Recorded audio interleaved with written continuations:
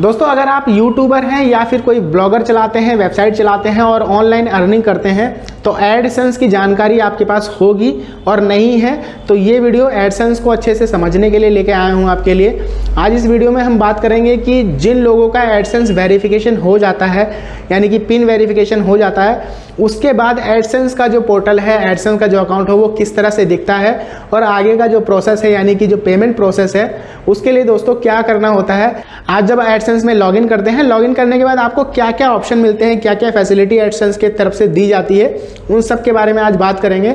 तो चलिए दोस्तों स्क्रीन पे चलते हैं और वहाँ मैं आपको अच्छे से समझाता हूँ कि एडसेंस जो है वो किस तरह से काम करता है आपके लिए, और आपको एडसेंस पे किस तरह से काम करना होता है।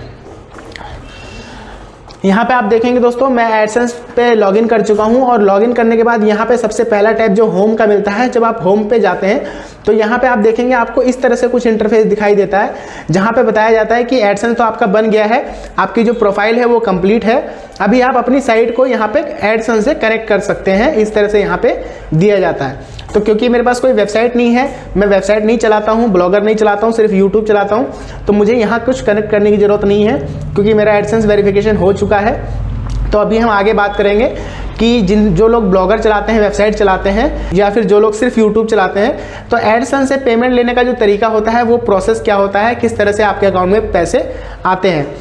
तो होम बटन आपने समझ लिया कि होम पे जब आप जाते हैं तो ये इंटरफेस होता है दोस्तों, इस तरह से आपका एडसेंस अकाउंट दिखाई देता है। यहाँ पे ऊपर आप देखेंगे तो एडसेंस फॉर यूट्यूब लिखा हुआ है, जब इस पर आप क्लिक करेंगे तो ये यूट्यूब के लिए होता है, जहाँ पे आपको लास्ट पेमेंट बताई जाती है, यूट्यूब की जो अर्निंग है वो बताई जाती है कि लास्ट पेमेंट जो है आपकी इतनी की गई है।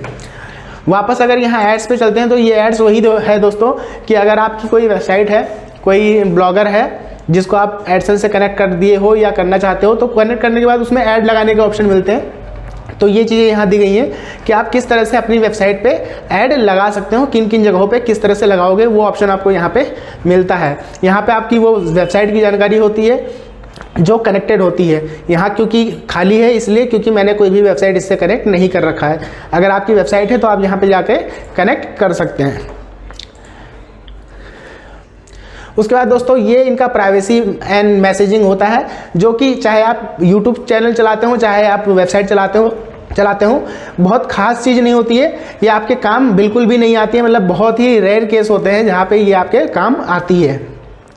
Brand and safety report, policy centre, सबसे मेन चीज़ आता है दोस्तों यहाँ पे पेमेंट। ठीक है, पेमेंट पे जब आप क्लिक करेंगे तो आपको यहाँ पे पेमेंट इन्फो मिलता है। पेमेंट इन्फो पे क्लिक करने के बाद आपको कुछ इस तरह से इंटरफेस दिखाई देता है, जहाँ पे एडसेंस को दो पार्ट में डिवाइड कर दिया जाता है।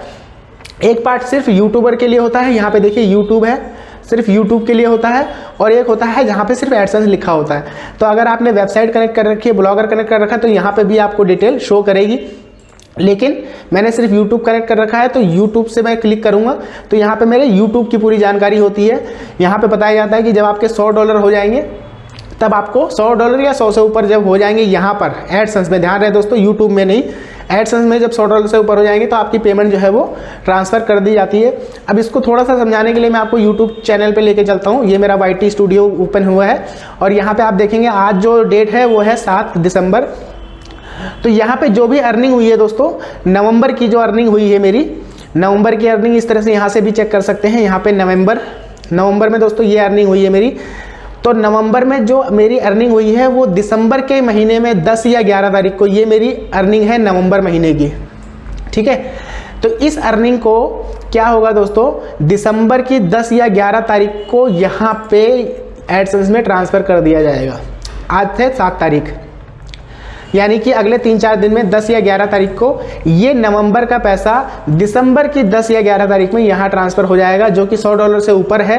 तो $100 से ऊपर है ऑलरेडी, इसलिए जैसे ये 10 या 11 में यहाँ ट्रांसफ़र होगा तो इसी महीने की 21 या 22 तारीख में या 23 तारीख में, मतलब 21 से 24 का टाइम होता है, यूट्यूब जो है, एडसेंस जो है वो आपके अकाउंट में पैसे भेज देता है, क्रेडिट कर देता है। यानी कि 21 से 25 तक में आपको मेरा जो ये पैसा है ये मेरे अकाउंट में आ जाएगा।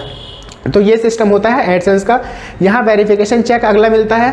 वेरिफिकेशन चेक पे जब जाएंगे तो यहाँ पे आपको, क्योंकि मेरा आइडेंटिटी वेरिफिकेशन कंप्लीट दिखा रहा है, हो चुका है, एड्रेस वेरिफिकेशन भी कंप्लीट दिखा रहा है, ये भी हो चुका है। तो इस तरह से इंटरफेस मिलता है जहाँ पे ये बताया जाता है कि आपका ये दोनों प्रोसेस जो है वो कंप्लीट हो चुका है।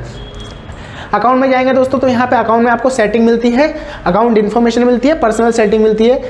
तो अब यहाँ पे मैं आपको बता दूं दोस्तों कि अगर आपका एडसेंस एक बार बन चुका है, चाहे आप वेबसाइट चलाते हो या फिर यूट्यूब चलाते हो, एक बार एडसेंस बन जाने के बाद ये जो अकाउंट है, अकाउंट इन्फॉर्मेशन है, सेटिंग है, इसमें आपको छेड़छाड़ नहीं करनी है, इसको ऐसे ही छोड़ देना है। कभी भी इस पर ज़्यादा जो है जाकर के सेटिंग अप्लाई ना करें, कभी कोई डिटेल चेंज ना करें, इससे आपका एडसेंस दोबारा से ब्लॉक हो सकता है, बंद हो सकता है।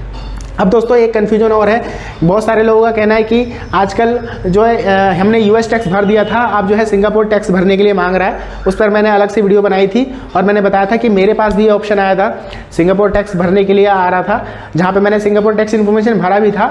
लेकिन एक चीज़ क्लियर करना चाहता हूँ जो उस वीडियो में थोड़ा अधूरा रह गया था, कि अगर आप सिर्फ यूट्यूब चैनल चलाते हैं तो और आपने यूएस टैक्स फॉर्म भर रखा है तो आपको सिंगापुर टैक्स इन्फॉर्मेशन भरने की ज़रूरत नहीं है। अगर आप YouTube चैनल के साथ साथ और वेबसाइट चलाते हैं, ब्लॉगर चलाते हैं, या सिर्फ वेबसाइट या ब्लॉगर चलाते हैं, YouTube नहीं चलाते हैं, तो आपको सिंगापुर टैक्स इन्फॉर्मेशन भी भरना है। कैसे भरना है उसका वीडियो मैं नीचे लिंक में दे दूंगा, आप जाकर के देख सकते हैं। अगर आपको नोटिफिकेशन आ रहा है और आप YouTube के अलावा और भी काम करते हैं या सिर्फ वेबसाइट या ब्लॉगर चलाते हैं, तो आप सिंगापुर टैक्स इन्फॉर्मेशन की वीडियो देख लीजिए और अपने फॉर्म को इसी तरह से भर लीजिए।